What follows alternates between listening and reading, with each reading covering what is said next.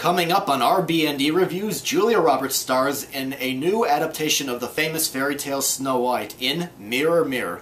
I'll have my review for you coming up, so stick around.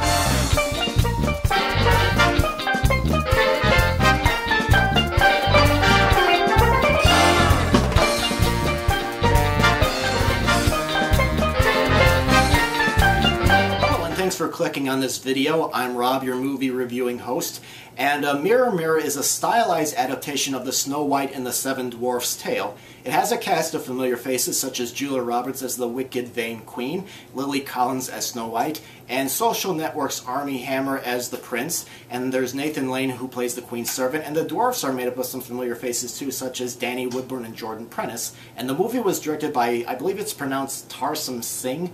He recently directed the movie The Immortals, which for those of you that regularly watch this channel, that was a movie I really didn't care that much for. But Mirror, Mirror, I think I enjoyed a little bit more. Like the Immortals, it's visually an astonishing production that does have some over-the-top elements, and such as the costumes, and it does contain a few bizarre moments like when the queen goes through the mirror. But the characters, I think, are not quite as cardboard-like as they were in The Immortals, thankfully. The dialogue I thought was just a little bit better, and I enjoyed the comedy relief by Nathan Lane and the dwarves, as well as the film's little satiric jabs, like when the queen is doing different treatments to try and look younger. And I think the audiences might find some relevance in the village that the queen constantly taxes for her own personal funding.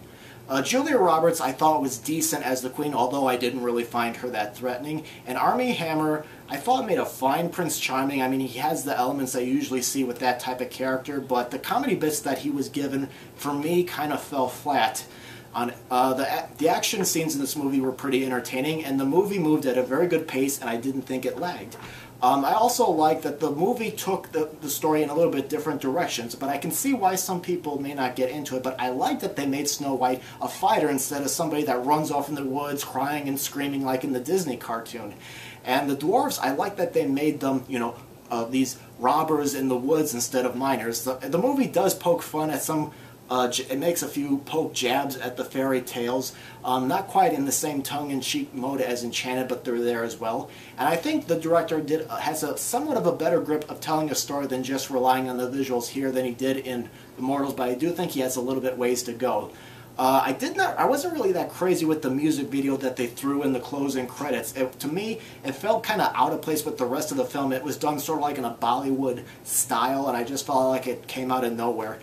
While the movie wasn't great, I did find it to be an amusing diversion. However, I'm going to give this movie a rented on DVD verdict. I think you can get some entertainment out of it, but I don't think it's something you have to run to the theaters to see. I think you can watch this one at the comforts of your own home. So that's my review of the movie, and if you want to check out some other reviews on this channel, feel free to do so. And if you want to leave any comments about Mirror, Mirror, if you have seen it, go ahead and leave them. And thank you very much for watching.